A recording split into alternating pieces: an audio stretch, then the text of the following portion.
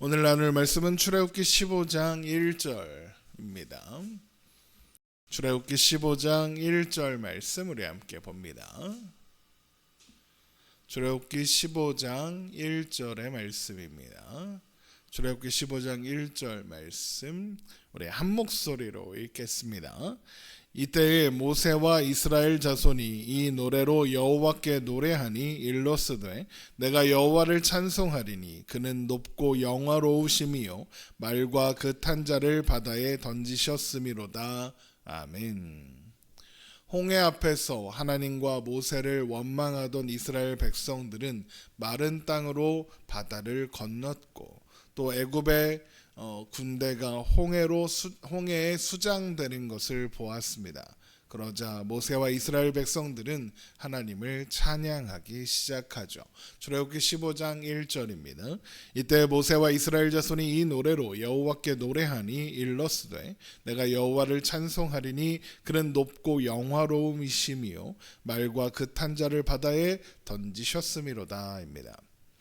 그런데 이 찬송의 시작을 보면 그 첫 마디가 내가 여호와를 찬송하리니입니다.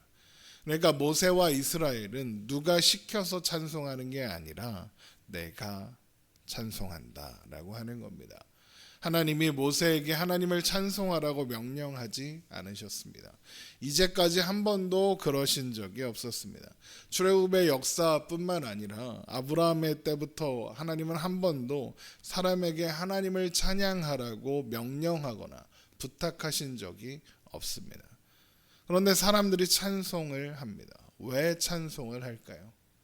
찬양은 누가 시켜서 하나님이 하라고 해서 하는 것이 아니라 저절로 나오는 것이기 때문에 그렇습니다. 누가 시킨다고 하면 그건 찬양이 아니고 아부이고 아첨입니다. 하나님은 사람에게 반응을 명령하지 않으십니다. 하나님이 일하시면 사람은 저절로 반응하게 될 뿐입니다. 이스라엘 백성들이 왜 노래하고 찬송하고 있습니까? 하나님께서 그들로 하여금 홍해를 무사히 건너게 하셨고 대적의 손에서 구원하셨기 때문입니다. 출애굽기 15장 2절입니다. 여호와는 나의 힘이요 노래시며 나의 구원이시로다. 그는 나의 하나님이시니 내가 그를 찬송할 것이요 내 아버지의 하나님이시니 내가 그를 높이리로다. 여호와는 용사시니 여호와는 그의 이름이시로다. 그가 바로의 병거와 그의 군대를 바다에 던지시니 최고의 지휘관들이 홍해에 잠겼고 깊은 물이 그들을 덮으니 그들이 돌처럼 깊음 속에 가라앉았도다. 여호와여 주의 오른손의 권능으로 영광을 나타내시니이다. 여호와여 주의 오른손이 원수를 부수시니이다. 입니다. 하나님이 사람을 위한 또 사람을 향한 하나님의 일을 행하시니까 저절로 하나님이 나의 힘이시고 나의 노래시며 나의 구원이십니다. 하나님이 나의 하나님이십니다. 라는 찬양이 절로 나옵니다. 하나님께서 행하신 일 그 자체가 찬송의 이유이며 찬양의 내용이 되는 것이죠. 하나님께서 행하신 일에 대한 사람의 반응, 그것이 찬송이고 그리고 그것이 신앙인 겁니다.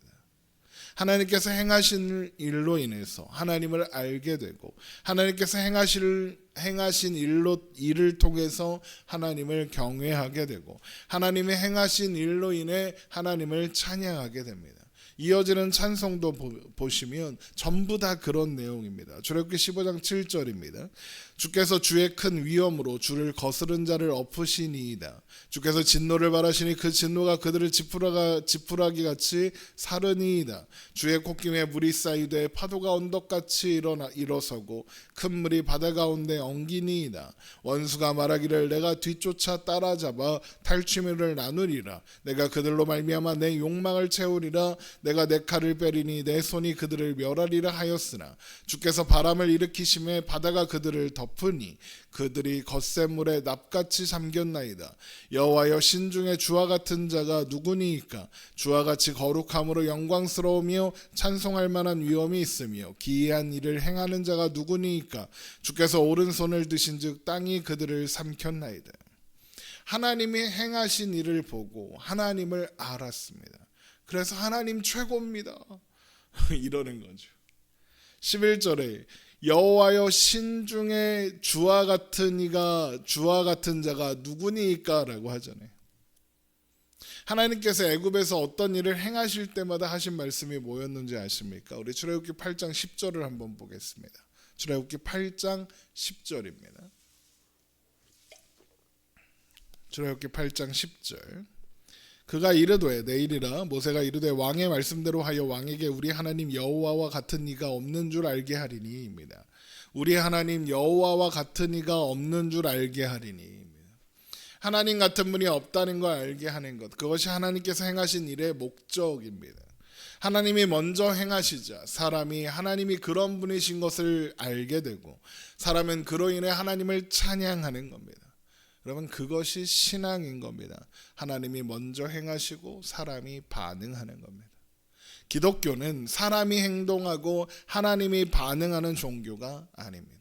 기독교를 그렇게 오해하고 있는 사람들 때문에 오늘날 기독교에 수많은 문제가 생기고 있는 겁니다. 하나님의 행하심이 먼저 있고 사람은 그 일에 반응할 뿐입니다.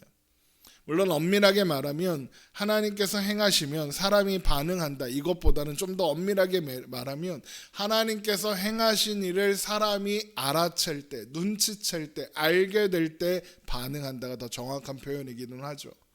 하나님이 일하셨어도 내가 그걸 눈치채지 못할 때가 많이 있으니까요. 그러나 그러다 어느 날 알게 됩니다. 태초부터 시작된 하나님의 사랑, 나의 삶의 모든 순간에 새겨져 있는 하나님의 은혜와 그 손길을 발견하게 됩니다. 그리고 바로 그때 하나님께서 태초부터 나를 사랑하셨구나, 그래서 나를 택하시고 지금까지 인도하셨구나, 지금까지 내가 살아온 내 삶의 단 한순간도 나는 혼자였던 적이 없었구나, 내가 나 된 것이 오직 하나님의 은혜였구나 라는 감격을 할 수 있게 되고, 그렇게 신앙이 시작되고 그렇게 찬양이 나오는 겁니다. 그렇게 믿음이 시작되는 거고, 그렇게 믿음이 자라는 겁니다. 하나님이 행하신 일을 알아채 가면서 그만큼 신앙이 자라는 겁니다. 이스라엘 백성들이 부르는 찬양의 내용도 전부 다 그런 내용입니다. 출애굽기 15장 13절입니다. 주의 인자하심으로 주께서 구속하신 백성을 인도하시되 주의 힘으로 그들을 주의 거룩한 처소에 들어가게 하시니이다. 여러 나라가 듣고 떨며 블레셋 주민이 두려움에 잡히며 에돔 두령들이 놀라고 모압 영웅이 떨림에 잡히며 가나안 주민이 다 낙담하나이다. 놀람과 두려움이 그들에게 임함에 주의 팔이 크므로 그들이 돌같이 침묵하여 싸우니 여호와여 주의 백성이 통과하기까지 곧 주께서 사신 백성이 통과하기까지 였나이다. 주께서 백성을 인도하사 그들을 주의 기업의 산에 심으시리이다. 여호와여 이는 주의 처소를 삼으시려고 예비하신 것이라. 주여 이것이 주의 손으로 세우신 성소로소이다. 하나님이 행하신 일을 이제야 눈치챈 겁니다. 하나님이 나를 구속하셨구나, 구원하셨구나, 하나님께서 나를 사셨구나. 16절 보세요. 곧 주께서 사신 백성이라 그러죠. 하나님이 나를 구입하셨다 이겁니다. 돈 주고 사셨다는 겁니다. 그렇게 하나님의 소유로 삼으셨다는 겁니다. 출애굽기 13장 2절 한번 봅니다.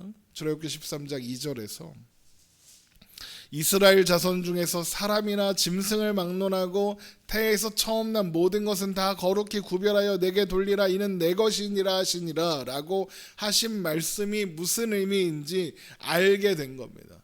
그게 너무 좋다는 겁니다. 하나님이 나를 사신 게 너무 좋다 그러는 거죠.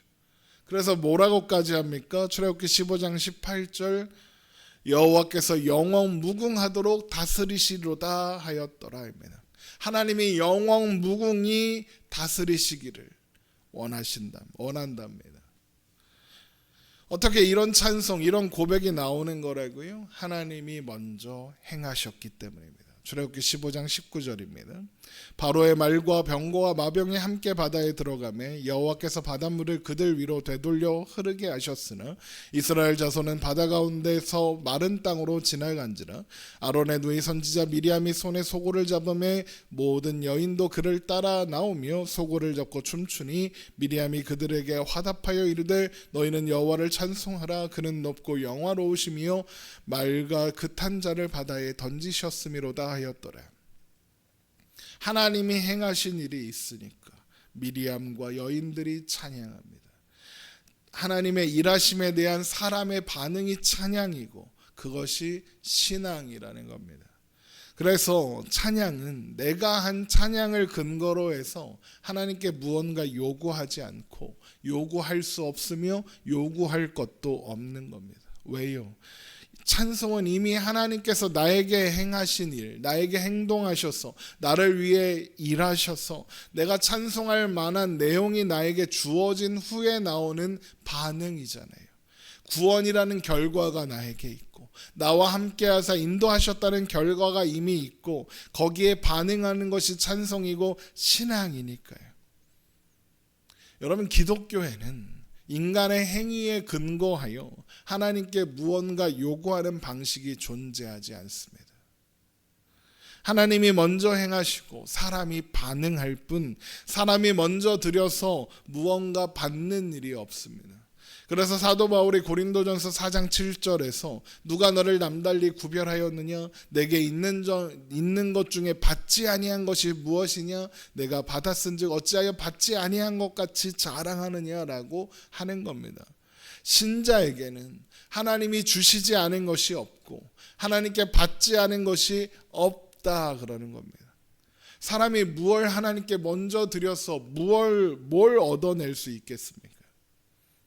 그러면 그래서 기독교에서 무엇을 해라 그러면 하나님이 복을 주실 것이다, 이런 식의 신앙은 존재하지 않습니다. 대신 하나님께서 이 모든 일을 행하셨으니 우리에게 이미 모든 것이 있다, 그걸 알아라, 그러니 찬양해라, 그러니 신자로 살아라만 있습니다. 하나님이 우리를 위해 먼저 행하셨다. 우리는 그것을 기뻐하고 감격하며 신자로 하나님의 사람으로 하나님의 소유된 백성으로 살 뿐이다, 그뿐인 겁니다.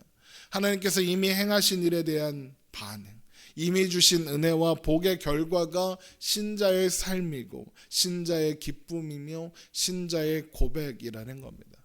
신앙은 내가 조건을 충족시켜서 자격을 갖추어서 받아내는 행위가 아니라 하나님께서 나에게 이루어 주신 일에 대한 반응이라는 사실. 신앙이 부족하다는 것은 하나님께서 나에게 행하신 일을 아직 제대로 이해하지 못하고 잘 모른다는 뜻일 수 있는 겁니다. 그럴 때 우리가 무엇을 해야 하겠습니까? 성경을 읽어야죠. 말씀을 읽어야죠. 그렇게 해서 하나님께서 나에게 이루어 놓으신 일들을 확인하고 알아가는 것이 필요하겠죠. 더 많은 신앙 행위가 필요한 게 아닙니다. 신앙이 부족한 건 열심이 부족한 게 아니라 하나님을 아는 지식이 부족한 겁니다. 하나님께서 우리 삶 가득하게 또 풍성하게 행하신 일들을 여러분 날마다 발견하여 나아가는 우리가 되기를 원합니다. 그래서 기뻐하고 감사함으로 하나님의 풍성한 은혜를 누리며 살아가는 우리가 되기를 주님의 이름으로 축원합니다. 기도하겠습니다.